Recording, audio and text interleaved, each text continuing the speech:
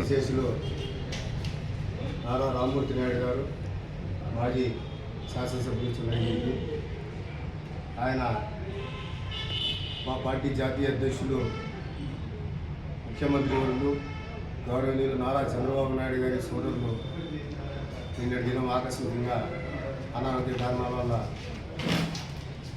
వైకుంఠ ప్రాప్తి చేయడం జరిగింది.